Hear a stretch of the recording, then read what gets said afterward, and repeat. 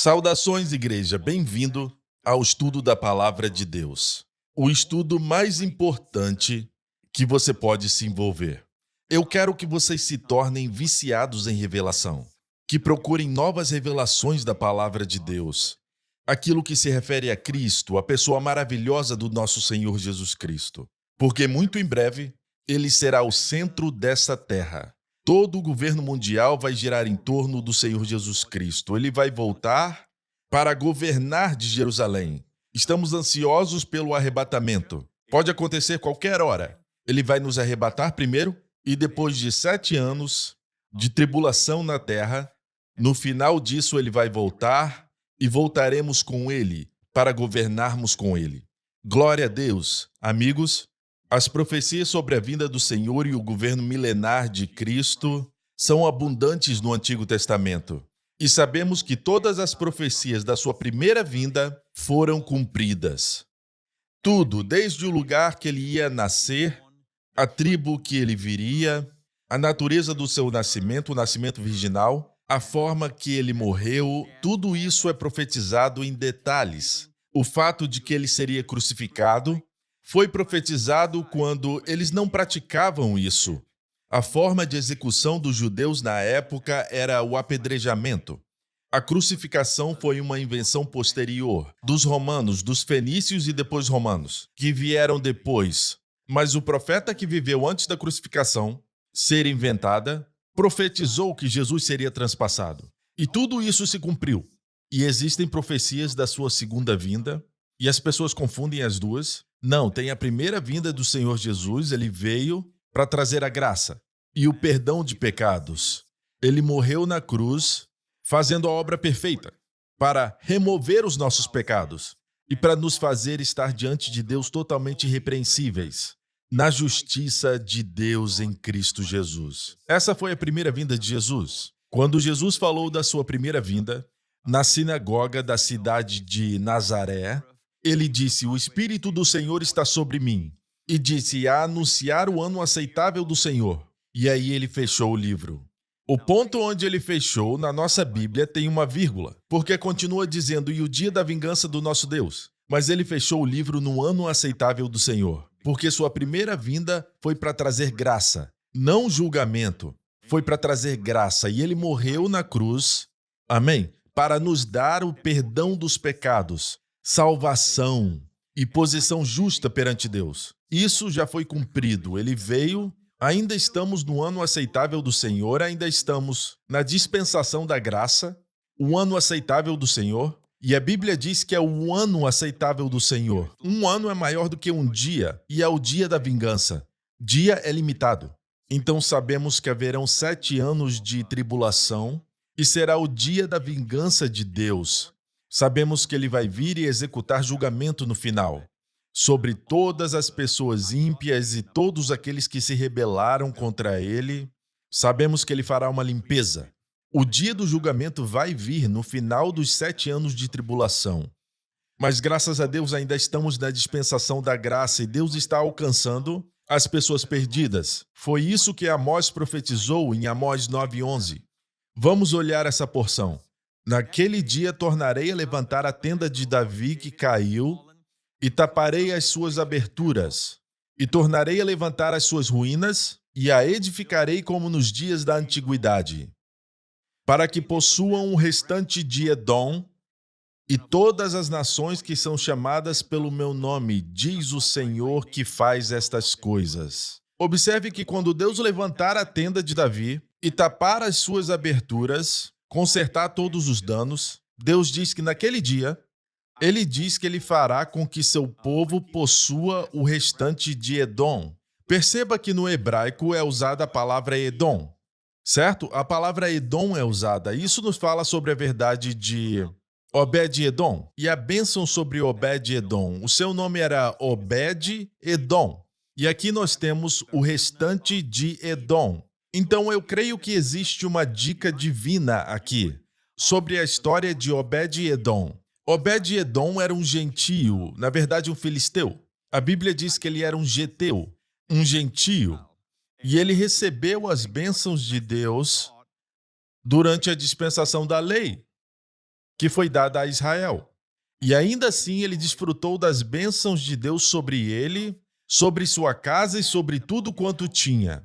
E a Bíblia diz que quando Deus levantar o tabernáculo de Davi, que ele está fazendo agora em todo o mundo, especialmente nesse ano, ele nos deu essa palavra que ele está tapando todas as aberturas da tenda de Davi. E o tabernáculo de Davi é uma figura da igreja de Jesus, que Deus está levantando a casa de Deus nesses últimos dias, da qual eu e você somos membros. Então ele diz que quando ele levantar a tenda de Davi, ele vai tapar todas as aberturas.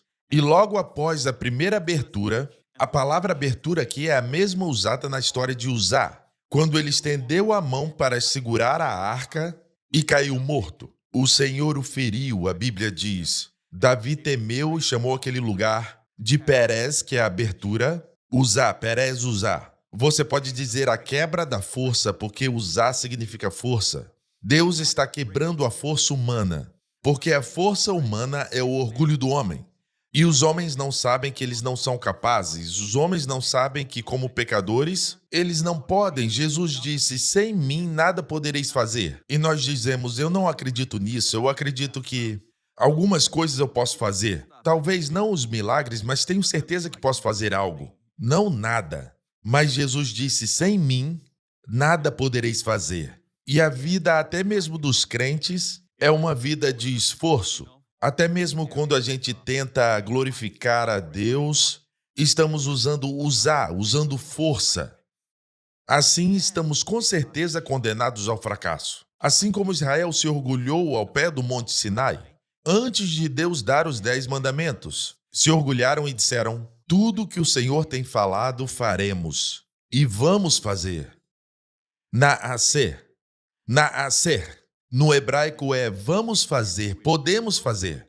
E o homem dependeu da sua própria força, mas não tinha.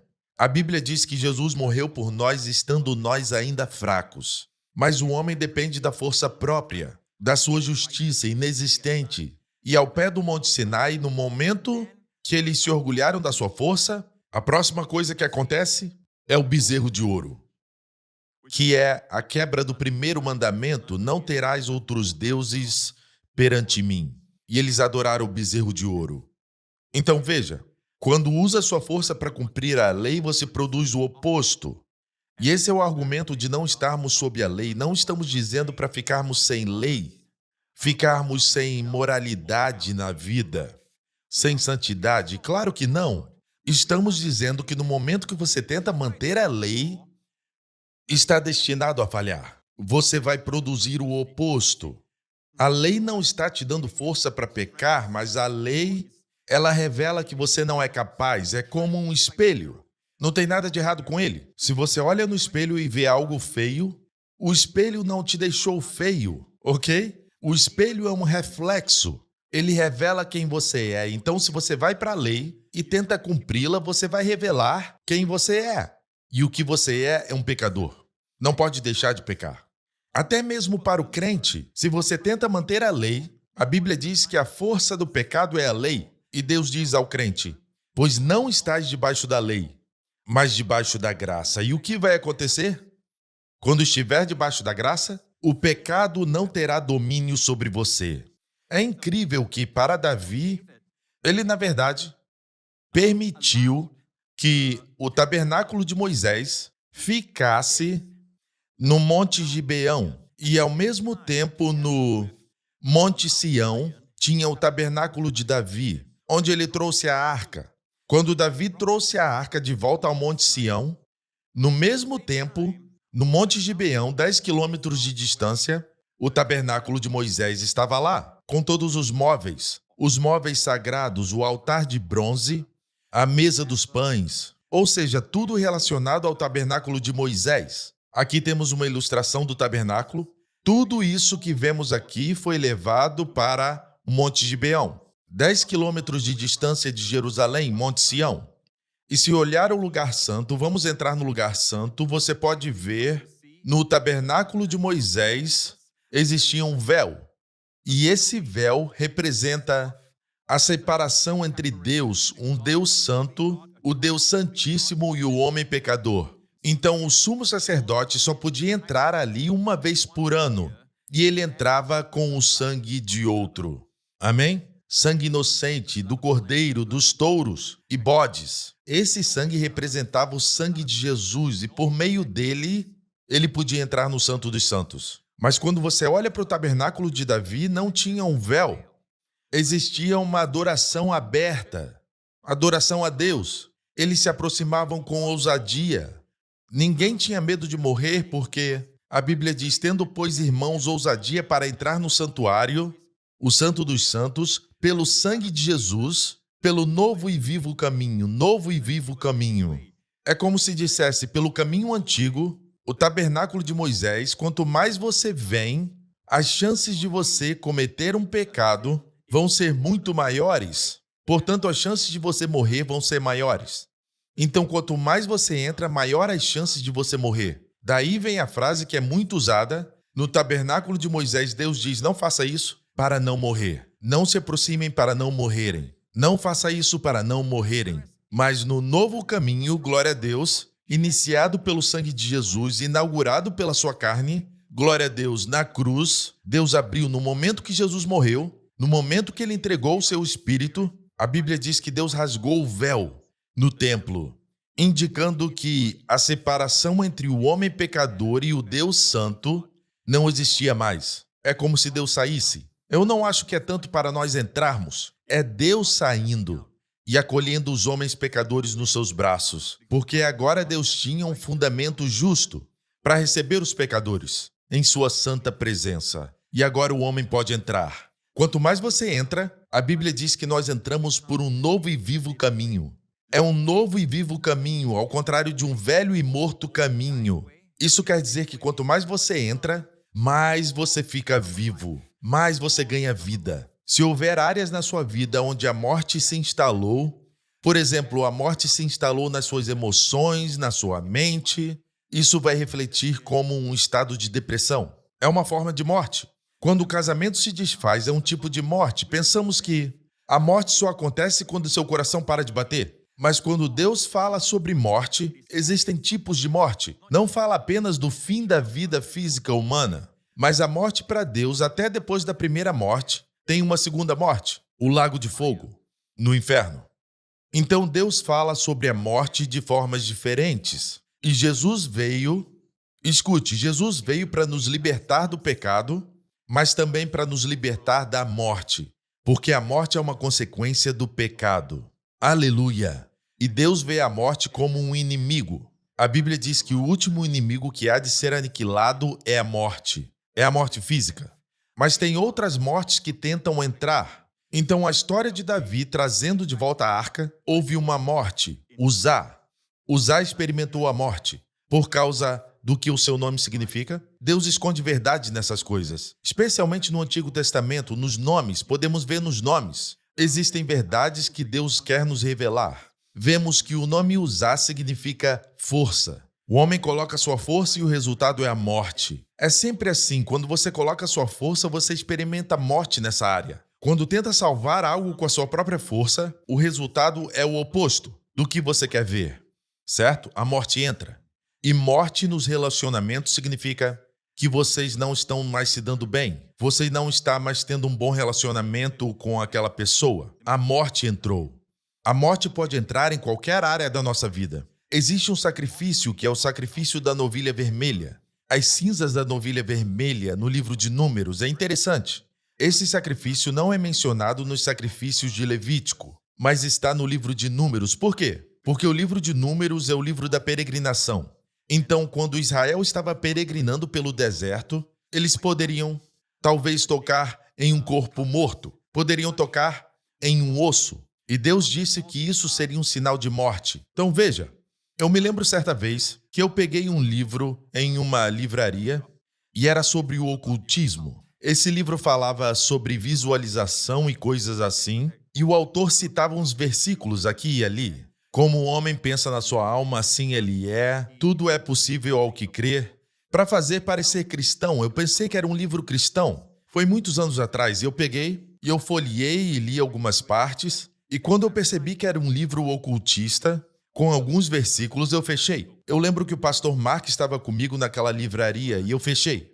Mas depois que eu fechei o livro e eu andei com ele por ali nas lojas, nossas famílias estavam fazendo compras, eu estava passando tempo com ele. E naquele momento eu senti uma forte dor de cabeça. Foi uma dor de cabeça muito forte. Não era normal, então eu fui para o banheiro e orei e pedi que Deus me curasse e ouvi a voz dele dizendo: "Filho, essa dor de cabeça é porque você tocou na morte?" E eu perguntei: "Como eu toquei na morte?" Foi essa palavra que Deus usou. "Você tocou na morte." Como eu fiz isso? Você leu aquele livro. Eu não estava ouvindo o Espírito me dizendo para fechar o livro. O Espírito não tinha permitido. Na verdade, eu senti uma proibição interior para não abrir o livro. Existem coisas assim, amigo. E sabe de algo? E eu disse para o Senhor: eu recebo, pelo sangue purificador de Jesus, eu recebo agora a libertação que vem do Senhor, o Espírito de vida de Jesus. Eu te agradeço, Senhor Jesus. Sabia que as cinzas da novilha vermelha é uma figura do sangue de Jesus? Veja que a forma final de um ser, nesse caso de uma vaca, de uma novilha, são cinzas. Quando você queima, se tornam cinzas. Cinza significa obra completa. Então você tem que aplicar a obra de Jesus sobre a situação. Eu apliquei a obra de Jesus e então, de repente, a dor foi embora. Ela desapareceu. Amém? E houve restauração de vida. E eu fui a Deus por um novo e vivo caminho. E eu recebi a vida. A lei do Espírito de vida em Cristo Jesus me livrou da lei do pecado e da morte. Amém? Foi isso que aconteceu. Podemos tocar na morte sem saber. Então houve morte na história de Uzá. E Davi chamou aquele lugar da brecha de Uzá, Perez Uzá. Se você traduzir essas palavras, quer dizer a quebra da força humana, a quebra da força. Então, se você ver o que está acontecendo no mundo nos últimos 2 anos, certo? Eu creio que Deus está permitindo. Deus não envia doenças ou enfermidades. Jesus disse: aquele que me vê, vê ao Pai. E o que ele fez nos evangelhos? Ele sempre andou fazendo bem e curando a todos os oprimidos do diabo. Mas quando o homem fica orgulhoso e não vê a necessidade de Deus, e Deus levanta um dedo da sua proteção, existe uma quebra da força do homem, para que o homem possa ver a necessidade da força de Deus, do poder de Deus em sua vida. Amigo, nós devemos nos alegrar quando Deus quebra a nossa força em algumas áreas da vida. Isso é porque essas são as áreas que Ele quer manifestar a sua força. O apóstolo Paulo diz o seguinte: ele orou ao Senhor porque tinha uma área na sua vida que ele não conseguia vencer. Existia uma área na sua vida que ele não conseguia avançar. E ele orou ao Senhor 3 vezes, para que nessa área, esse espinho na carne, que não era uma doença, certo? Eu posso provar isso para você. A Bíblia interpreta a Bíblia. E quando a Bíblia fala de espinhos na carne, no Antigo Testamento, está se referindo a inimigos físicos. E Paulo disse, nessa passagem, que um mensageiro de Satanás foi dado a ele para frustrar o seu ministério, para frustrar o seu serviço a Deus. E ele implorou a Deus que isso fosse removido da sua vida, que esse mensageiro de Satanás se desviasse dele. Mas Deus disse o seguinte: Deus disse assim: a minha graça te basta, porque o meu poder, e a palavra poder é dunamis no grego, é da onde vem a palavra dínamo, dinamite. Deus disse: a minha força, o meu poder, se aperfeiçoa na fraqueza. Não na sua força, na sua fraqueza. Devemos celebrar todas as áreas fracas na nossa vida. A natureza humana é assim. Queremos sempre mostrar o nosso lado mais forte para as pessoas. Queremos mostrar o nosso bom lado para as pessoas. Então, se você é viciado em redes sociais, você olha para o Instagram dos outros, que é especialmente pensado em apresentar o seu melhor lado, a melhor parte das suas vidas, e é tudo feito de tal forma que as pessoas nunca mostram as suas áreas de fraqueza, só mostram as partes boas. E eles fazem isso de forma intencional. Mas, amigo, se você faz isso, não perca o seu tempo. É tudo igual, não perca o seu tempo é precioso, sua vida é preciosa. O tempo está passando, vamos usá-lo para a glória de Deus. Aleluia. Redima o tempo, seja sábio. Amém? Redimir o tempo é comprar tempo de volta. E uma das coisas que eu vejo é as pessoas viciadas em redes sociais. Liberte-se disso, em nome do Senhor Jesus. Amém? Como filhos e filhas de Deus, podemos nos alegrar que são nas nossas áreas de fraqueza que a força de Deus, o poder de Deus é manifestado, é liberado. Se for assim, vamos prestar atenção nas áreas fracas. Sabe o que Paulo disse depois disso? Pois me gloriarei. Vou me orgulhar. A palavra me gloriarei é me orgulhar nas injúrias, nas fraquezas. Porque quando estou fraco, então sou forte. Então olhe para as áreas da sua vida que você é fraco. Amém? E se alegre, não pela fraqueza em si, mas alegre-se porque essa área de fraqueza permite que o poder de Deus flua na sua vida. Glória a Deus. Você sabia que eu cresci até no meu ensino médio? Na adolescência, eu tinha um problema de gagueira. Eu não podia juntar uma frase inteira sem gaguejar. Eu tinha um professor que fazia eu me levantar só pela pura diversão de me ver gaguejar. Eu me sentia envergonhado porque na escola tinha meninas e você fica sensível nessa idade. Você pensa no que as meninas acham de você e as meninas riam e eu ficava todo vermelho. Eu tentei todos os métodos. Eu cheguei a ler livros de psicologia sobre como superar o problema da gagueira. E quanto mais tentava, quanto mais tentava, pior eu ficava. Quanto mais tentava não gaguejar, mais gaguejava. Até que um dia, depois que eu me tornei crente, o Senhor me disse o seguinte: filho, me dê as suas fraquezas. E eu percebi que a área mais gritante, a fraqueza mais proeminente era a minha gagueira. E eu disse: Senhor, eu te dou a minha gagueira. Faça o que quiser. Mas se o Senhor tirar essa gagueira da minha vida, eu te servirei com prazer. E eu senti um pouco de pena do Senhor, porque sentia que Deus não tinha feito um bom negócio. A minha vida não era um bom negócio. Mas disse: se puder pegar minha gagueira, eu te dou isso. Agora, não é como se Deus tivesse removido a gagueira, mas Ele pegou a área da gagueira para liberar o seu poder. E quando Deus libera o seu poder, não é algo que você é consciente disso o tempo todo, sente o tempo todo. Na verdade, eu sentia minha fraqueza, sentia minha gagueira. Mas depois que entreguei ao Senhor, foi incrível porque dizia algumas palavras e essas mesmas palavras causavam um impacto nas outras pessoas. Quando eu dava um discurso na sala de aula ou diante de um grupo, eu sentia que eu não tinha feito um bom trabalho. Mas as pessoas chegavam para mim e falavam: isso realmente me impactou. E depois me pediram para eu pregar em um culto de jovens. E eu preguei meu primeiro sermão e foi sobre o poder do nome de Jesus. Foi meu primeiro sermão. Antes disso, tinham pedido para eu dar uma aula na escola dominical e era para crianças. Eu preguei para elas. E elas ouviram atentamente, até mesmo as crianças que normalmente eram travessas, crianças hiperativas. Elas sentaram e ouviram, e percebi algo acontecendo com as minhas palavras. Deus estava colocando o seu poder, seu dunamis, nas minhas palavras. E quando eu preguei no culto de jovens, eu falei sobre o poder do nome de Jesus. E houve uma liberação do poder de Deus na área da cura. E eu fiquei maravilhado, porque eu não sentia dentro de mim, eu não sentia força. O que eu sentia fisicamente e emocionalmente era fraqueza. Mas o poder de Deus era liberado. Então, isso me deu uma nova mentalidade sobre a fraqueza na nossa vida. E é o mesmo para você. Se você tem muitas fraquezas, então muito poder de Deus pode ser liberado na sua vida. Mais desse poder, porque você tem mais fraquezas. Então se alegre nas suas áreas de fraqueza. Em todas as suas brechas, Deus vai reconstruir. Não nas outras áreas, mas na sua área de fraqueza. Naquela área onde tem um rompimento de força. Serão as bênçãos de Obed-Edom, que aconteceu logo após a história de Pérez-Uzá, onde Uzá morreu.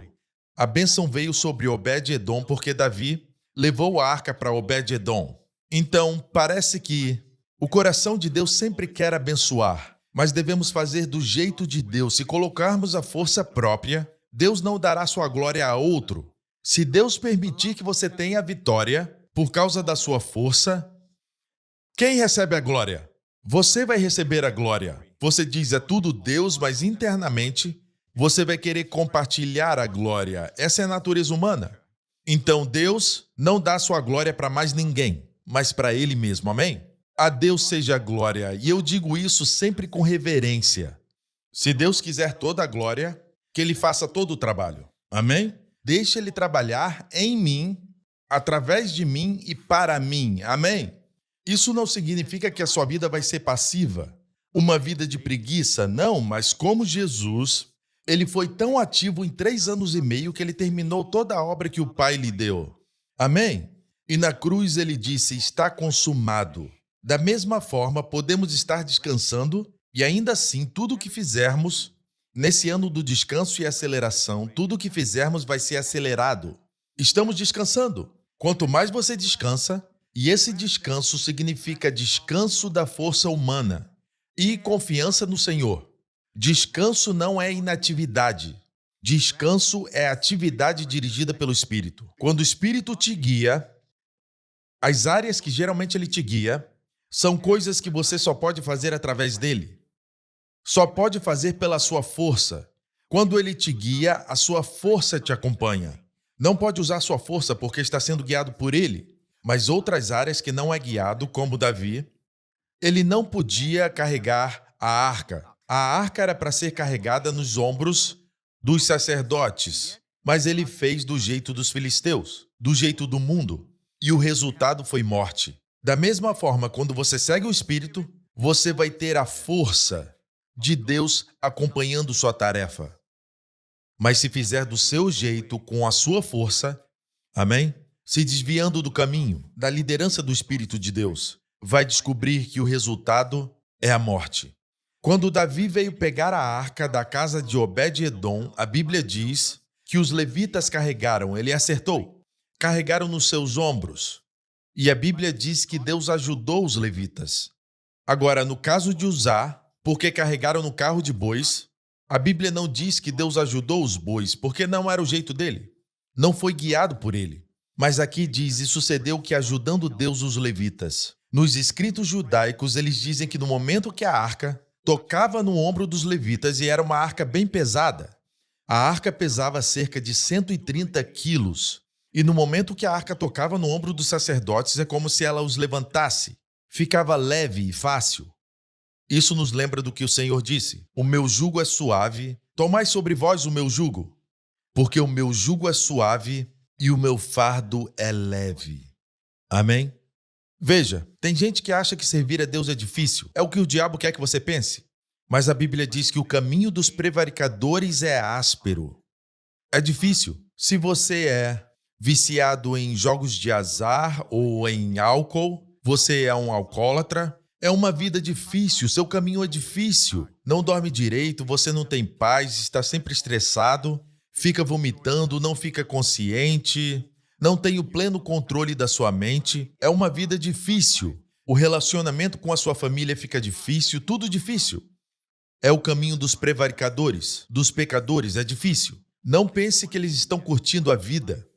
Eles estão vivendo uma vida difícil. O diabo gosta de inverter tudo. Ele diz, pecar é divertido. O pecado é fácil. Existe sim o prazer momentâneo do pecado, mas não dura. Mas gozo inefável dura toda a eternidade. É uma alegria. Sempre que você faz as coisas da maneira de Deus, guiado pelo Espírito, você encontra alegria e paz. Na verdade, a Bíblia diz assim, que Davi trouxe a arca de Deus para cima, da casa de Obed-edom. Ele trouxe a arca com alegria. Aleluia! Você não encontra essa expressão com alegria antes de tudo isso na história de Uzá. Mas aqui tem a expressão com alegria. Podemos ver a palavra alegria, porque ele está fazendo da maneira de Deus. Acho que você já experimentou isso quando você é guiado pelo Senhor e você faz as coisas da maneira de Deus. Existe um prazer, uma alegria.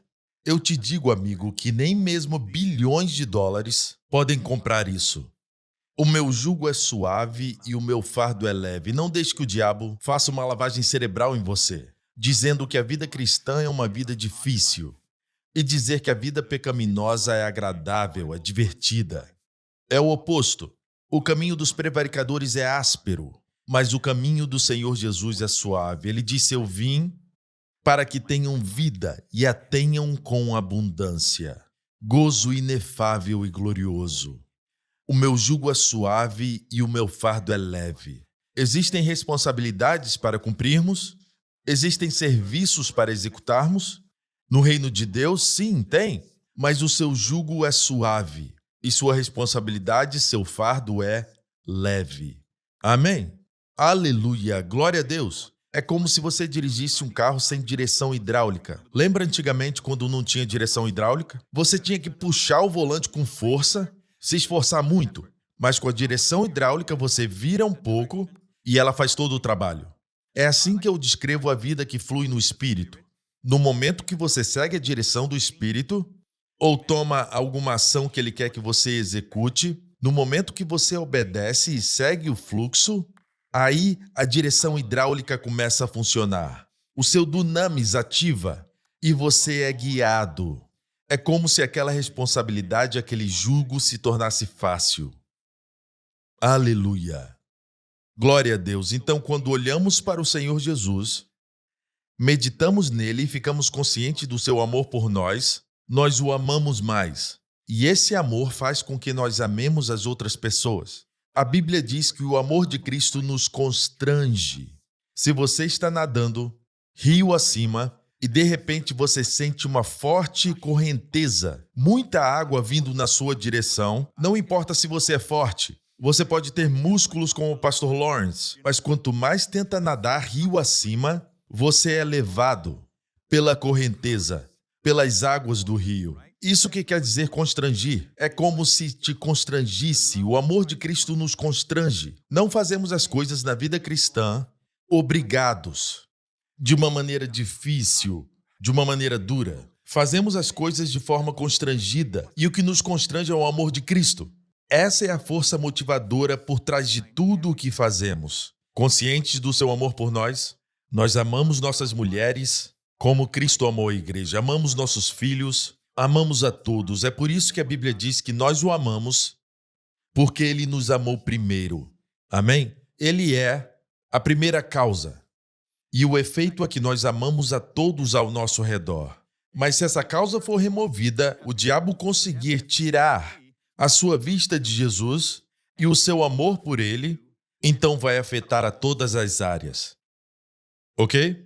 Então, nos últimos dias, Deus vai tapar as aberturas. Aberturas está no plural. Não é apenas uma abertura, como a força humana, mas todas as áreas que estão quebradas e precisam de conserto e precisam ser reconstruídas esse ano. Esse ano o Senhor vai fazer isso na sua vida. Enquanto Ele reconstrói a igreja, em todo o mundo, eu acredito que Deus está no processo de reconstrução. E existe algo sobre a reconstrução e a restauração de Deus. Quando Ele reconstrói, é sempre maior em qualidade ou quantidade. É a sua natureza. Em toda a Bíblia, a restauração de Deus é sempre maior do que aquilo que você perdeu. Glória a Deus. Apesar da Bíblia dizer, restituir o que não furtei. Deus não é aquele que tirou de você. Jesus disse, o ladrão não vem senão a roubar, matar e destruir. Eu vim para que tenham vida e a tenham com abundância. Amigo, quero te encorajar, certo? Esse ano vamos nos esforçar para entrarmos no repouso. Perceba, quando falo de se esforçar, alguns dizem, eu vou fazer o meu melhor. Como? Pela força humana? Não, não é assim.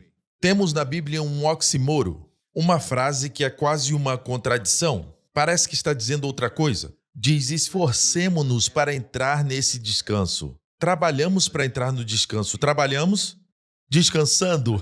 Nós nos esforçamos para quê? Para descansar. Então, se nós sabemos que a nossa carne é o problema, por exemplo, vamos dizer que você tem um problema de ira, ok? Fique atento para a primeira reação. Alguém diz algo e a sua reação é sempre revidar, dizer algo, reagir. Não seja uma pessoa que apenas reage. Não deixe as pessoas te irritarem facilmente. Não seja facilmente manipulado ou controlado. Alguém diz, olha só, eu vou falar isso e ele vai ficar com raiva. Não se torne uma pessoa facilmente manipulada, ok? Seja independente, de uma forma saudável, no Senhor. Amém? Deixe o Senhor te guiar e te liderar. Na sua reação, quando tiver raiva, diga, no interior, Senhor, está nas tuas mãos. Descanse. Amém? Apenas descanse. Glória a Deus. Quando tiver vontade de revidar, descanse no Senhor. Vai ficar surpreso quando para de tentar ser um cristão melhor nessa área. Cristo acaba fluindo em você. Quanto mais você tenta, por exemplo, tem um problema com um colega no seu trabalho, ele parece estar sempre tentando falar algo para te provocar ou ele diz algo que te deixa irritado. O que você diz? Vou fazer meu melhor para amá-lo. Amanhã vou falar bem dele, eu vou lá falar algo bom para ele. Não é assim. A maneira de Deus é não tentar. Diga, Senhor, eu te entrego isso. Obrigado pelo amor que flui no meu coração. Agora vou seguir o Espírito. Não tente amá-lo e adivinha, no próximo dia você vai amá-lo, até mesmo sem tentar. Você vai o amar às vezes inconscientemente e depois vai perceber, uau, eu não perdi o meu temperamento, não fiquei nervoso. Parece que Deus assume e é exatamente isso que acontece. Isso, amigo, é a vida cristã. Então nós temos que procurar áreas de fraqueza. Sua fraqueza já ajuda você a quebrar essa força, certo? É a ideia de fraqueza. Uma fraqueza quer dizer a quebra de uma força. Então, as áreas de fraqueza estão ajudando você. Então, tem que procurar essas áreas. Nenhum de nós está livre da nossa própria força quanto pensamos. É como uma pessoa se afogando. Você não pode salvá-lo até ele estar exausto, sem nenhuma força. Se ele tiver ainda alguma força, ele vai te puxar para baixo. Ele vai ficar se batendo. Então, nós não somos tão fracos quanto pensamos. Precisamos da intervenção de Deus. Então, quanto mais descansamos, quanto mais disser, eu não vou colocar força, não é uma vida de preguiça, não é uma vida de passividade, é uma vida ativa, porque agora o poder que te energiza não é o seu. É como a sarça ardente. Ela queima e queima, mas não é consumida. Você não vai se esgotar. Vai queimar o tempo todo. Queime, amigo, e as pessoas vão vir ver você queimar. Queime para a glória de Deus, mas não se esgote. Aleluia!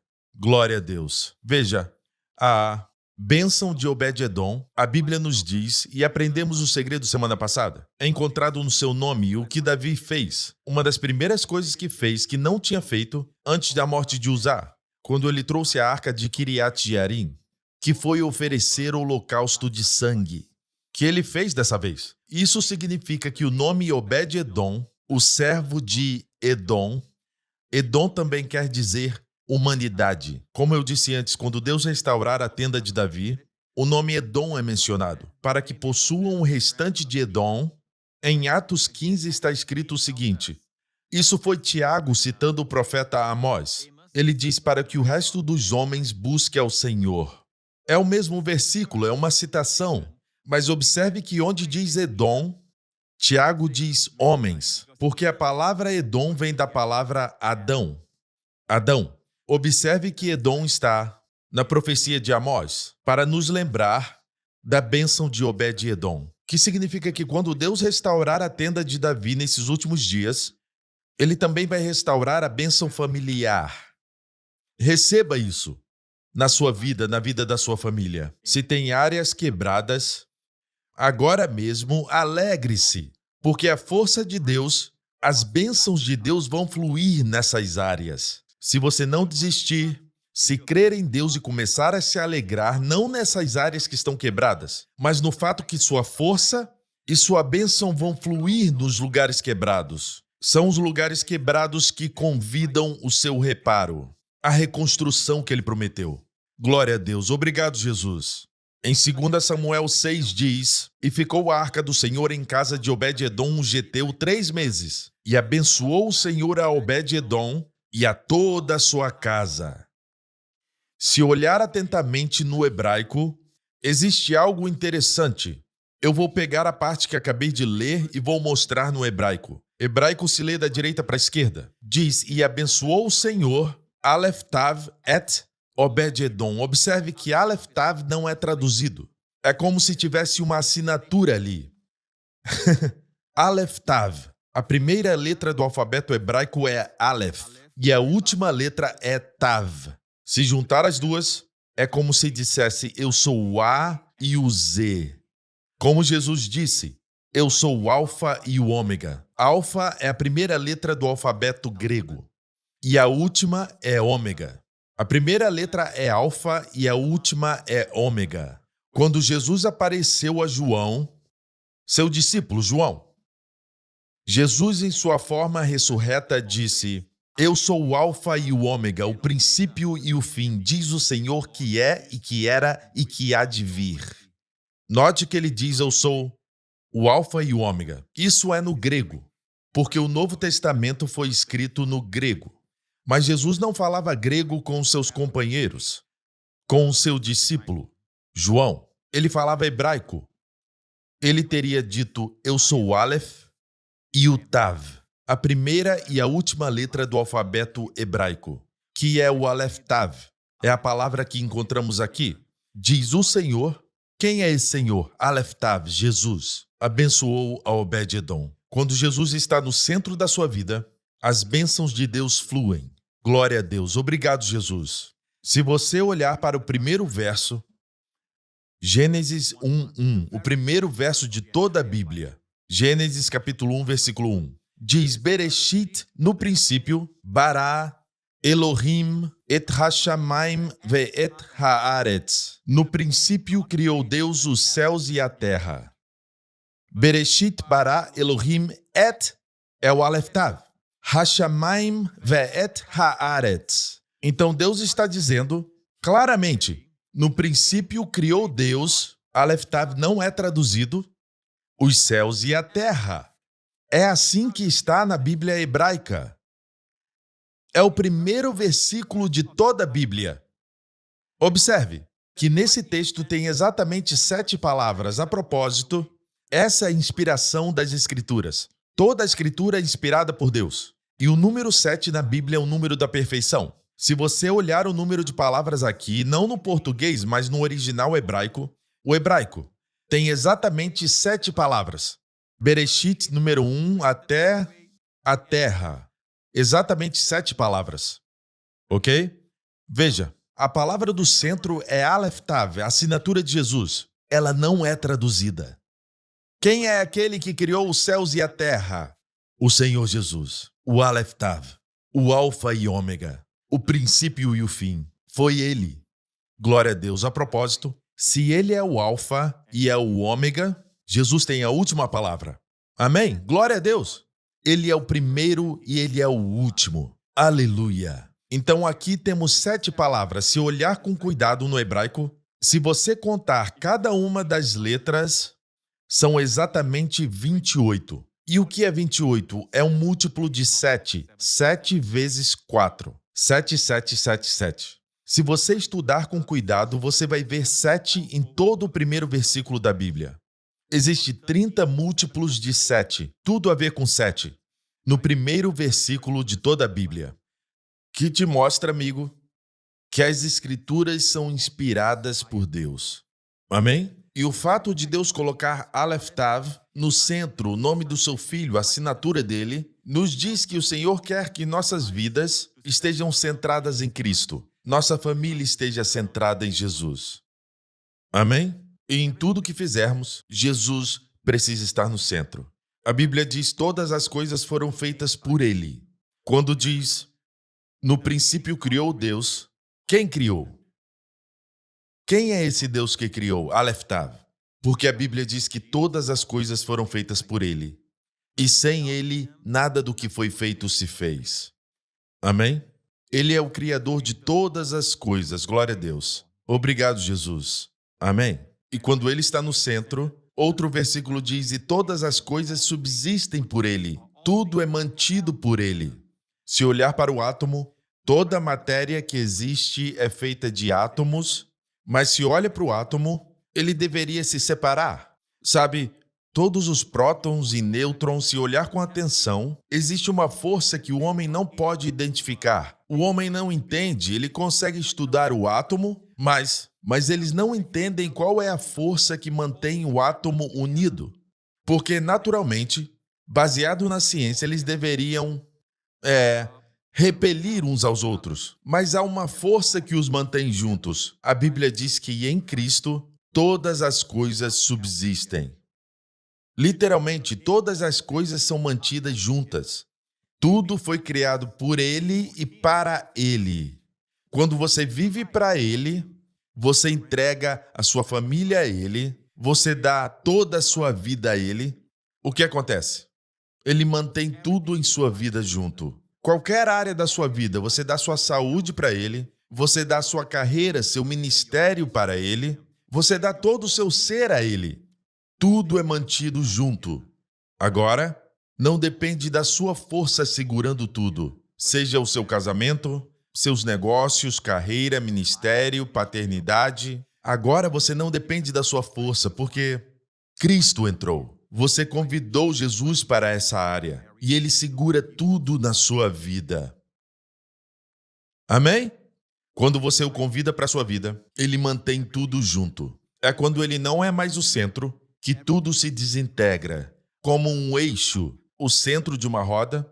Quando não tem mais eixo, todos os raios vão sair do lugar, porque é o centro da roda que mantém os raios no lugar para que haja aceleração. Coloque-o no centro do seu casamento, no centro da sua paternidade, no centro da sua carreira, do seu ministério, no centro de todos os seus planos para o futuro. Tenha certeza que o Senhor está no seu futuro. Amém? E o Senhor quer que tenhamos essa consciência, que tudo foi feito por Ele e sem Ele nada teria sido feito. Todas as coisas foram feitas para Ele, para a sua glória. Quando você flui com o padrão de Deus, tudo flui na sua direção e não contra você.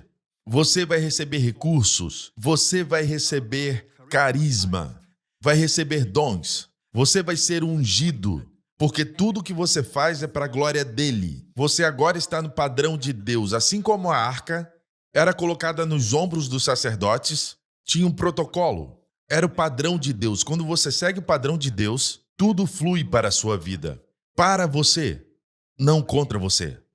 Glória a Deus. Obrigado, Jesus. Aleluia. Olha esse verso aqui, sobre paternidade. Isso vem da lei. Ponde, pois, essas minhas palavras no vosso coração e na vossa alma, e ensinai-as a vossos filhos, falando delas assentado em tua casa e andando pelo caminho, e deitando-te e levantando-te, e escreve-as nos umbrais da tua casa e nas tuas portas, para que se multipliquem os vossos dias e os dias de vossos filhos. Deus diz que quando falar minhas palavras para os seus filhos, Deus diz, observe que não fala que tem um momento adequado para ensinar a Bíblia para os seus filhos. Eu já separei um tempo. Não, é bom ter esses momentos. Mas Deus diz que tem que ser na sua vida cotidiana.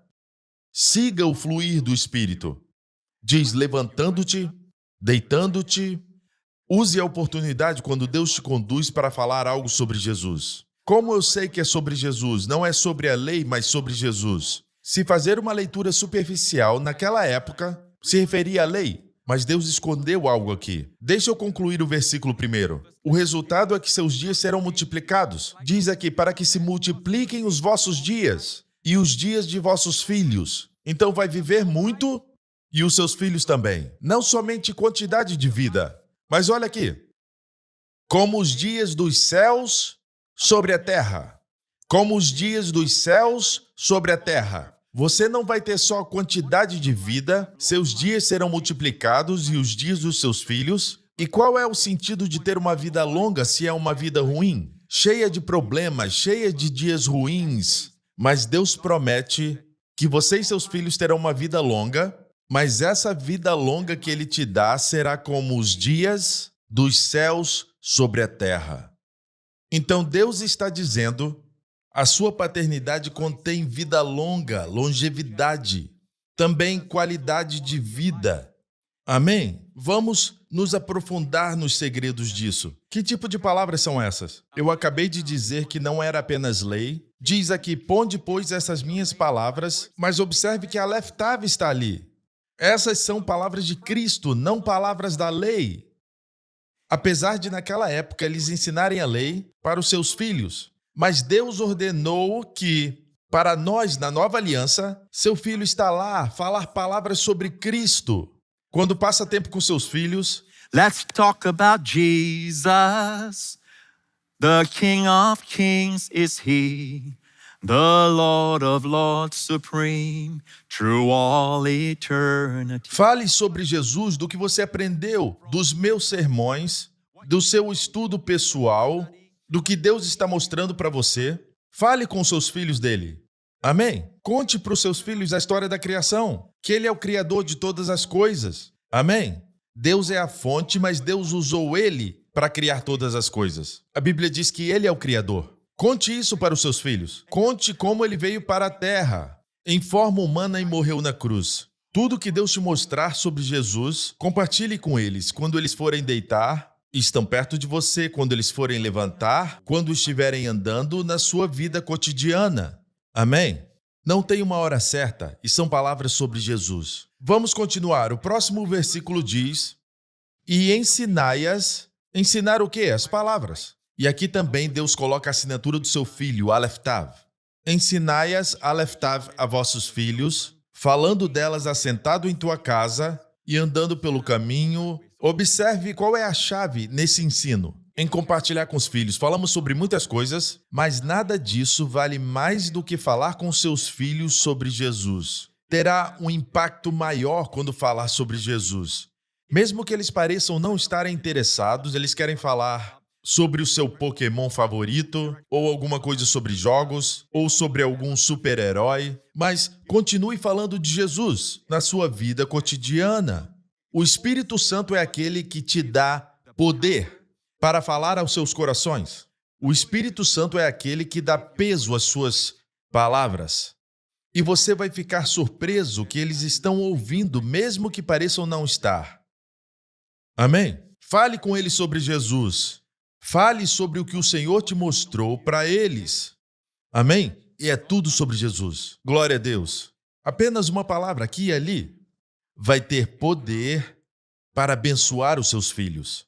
Mais do que tudo. E Deus promete que seus dias serão multiplicados, e os dias dos seus filhos, e a qualidade como os dias dos céus sobre a terra. Glória a Deus. Espero que esteja entendendo tudo. E é muito interessante que aquele que abençoou a casa de Obed-Edom, acabamos de ver, é na verdade o Senhor Jesus, Aleph Tav. Quando Davi ouviu como Deus abençoou Obed-Edom, Davi sentiu um pouco de ciúme. Ei, eu não quero que essa bênção fique só na casa de um homem. Eu quero isso para minha cidade e que todo Israel seja abençoado. Então Davi veio pegar a arca da casa de Obed-Edom. É isso que diz aqui na Bíblia. Então avisaram a Davi dizendo, abençoou o Senhor a casa de Obed-Edom e tudo quanto tem, por amor da arca de Deus. Foi, pois, Davi e trouxe a arca de Deus para cima da casa de Obed-Edom, a cidade de Davi, com alegria. Observe. Diz, Davi trouxe a arca de Deus para cima. Vamos ver no hebraico. Davi trouxe para cima, Aleph Tav, a arca de Deus. Jesus está lá. Toda vez que trouxer para cima, de um lugar baixo para um lugar alto, traz Jesus para cima, exalta Jesus. Amém? A bênção de Deus vai estar lá. Vai haver alegria indizível no seu coração. Aleluia! Amém? O mundo inteiro só fala de si mesmo, de si mesmo. Como eu posso lucrar? Como eu posso ganhar vantagem? É tudo sobre mim. Se você olhar para as palavras de Davi, antes da morte de Uzá, e também durante a morte de Uzá também, você vai ver as palavras nós, eu, meu. Ele consultou milhares de pessoas em vez de consultar a Deus. Consultou seus capitães e os seus líderes em vez de consultar a Deus? Era tudo sobre nós, eu, meu. Como virá a minha arca do Senhor? Era tudo sobre eu, meu. Mas quando Jesus está no centro, a arca estava no centro, houve alegria no coração de Davi. Ele ficou feliz. Quando pensa em trazer para cima o Senhor Jesus, Jesus está bem ali no centro disso. E o Espírito Santo veio para glorificar Jesus. Nenhum outro nome além do nome de Jesus. Aleluia! Se você fizer isso, todos os recursos do céu virão até você. Amém? E esse ano, procure uma área do ministério. Peça ao Senhor uma área de ministério para servir o seu filho. Porque Jesus disse, se alguém me servir, meu Pai o honrará. Faça isso. Consulte o líder do seu grupo e outros líderes na igreja e pergunte como eu posso servir ao Senhor. Eu quero estar envolvido no ministério. Eu quero servir ao Senhor. Quando serve, você não procura nos homens um tapinha nas costas ou fica procurando a aprovação de líderes. Não, você está procurando servir a Jesus. Sendo reconhecido ou não, é de Jesus que você recebe a recompensa e a herança. Amém? Glória a Deus. Obrigado, Jesus. Algo aconteceu com a casa de Potifar quando ele colocou José no centro. José chegou como escravo e depois ele colocou José no comando de toda a sua casa. Vamos ver o verso. E aconteceu que desde que o pusera sobre a sua casa e sobre tudo o que tinha, o Senhor abençoou a casa do egípcio por amor de José. E a bênção do Senhor foi sobre tudo o que tinha, na casa e no campo. A bênção do Senhor foi sobre tudo o que tinha. Então, quando o Senhor começou a abençoar a casa de Potifar, desde que o pusera sobre a sua casa, desde que José se tornou o centro da sua casa e de tudo que ele tinha, o Senhor abençoou a casa do egípcio por amor de José. E a bênção do Senhor foi sobre tudo que tinha na casa e no campo. De todos os personagens do Antigo Testamento, a vida de José é um tipo do Senhor Jesus Cristo. Amado pelo Pai, rejeitado pelos irmãos, se tornou pão da vida para o mundo. É tudo sobre Jesus. Ele foi amado pelo Pai, rejeitado pelos irmãos judeus, se tornou pão da vida para o mundo. Amigo, é tudo sobre Jesus. Quando coloca Jesus no centro como comandante de toda a sua vida, todo o céu, todo o poder de Deus vão começar a ajudá-lo. Você será como os levitas. Deus ajudou os levitas e Deus vai te ajudar em todas as áreas da sua vida. E você não vai depender da sua força, que sempre vai te frustrar. Amém? A Deus seja toda a glória e o louvor. Obrigado, Senhor Jesus. Alguém foi diagnosticado com câncer recentemente e esse câncer está na área do seu estômago, em algum lugar ali. Pode ser o fígado. Eu vejo essa área. Deus está te curando. Você sente um calor. Amigo, volte aos médicos. Receba em nome de Jesus. Volte ao seu médico. Verifique com ele. Amém? E compartilhe conosco o testemunho. Marque esse dia e compartilhe conosco o testemunho. Glória ao nome de Jesus. Obrigado, Jesus. Tem alguém que parece que ambos os seus braços, quando tenta levantar as mãos acima dos ombros, sente uma dor. Seu movimento está restrito. Amigo, agora mesmo, nessa área, o poder de Deus está fluindo. Deus está ajustando, está restaurando, está curando. Amém? Toda a rigidez está indo embora em nome do Senhor Jesus Cristo. Dor, vai embora em nome do Senhor Jesus. A Deus seja toda a glória, em nome de Jesus. Amém, amém, amém. Obrigado, Jesus. O coração de alguém está sendo curado. Eu vejo o azeite dourado. Está sendo derramado no seu coração. Você tem um problema cardíaco? Você sente o calor de Deus, literalmente sente o calor e sente força. Revigorando o seu corpo, você sente uma força. Amigo, você recebeu. Volte ao seu médico e verifique a sua cura. E compartilhe conosco. Nos diga o que o Senhor fez. Sabe quem faz isso? Aleph Tav. O Senhor Jesus Cristo. Ele está fazendo isso agora. Eu tenho alguns testemunhos para compartilhar do que está acontecendo, das palavras de conhecimento que o Senhor me deu na semana passada. Estão chegando essa semana. Cura total. Alguns deles, depois de ouvirem a palavra, receberam a cura. Amigo, você está recebendo agora, em nome de Jesus. Obrigado, Jesus. Amém. Glória a Deus. Existe alguém que está com a vista embaçada, mas agora está ficando nítida.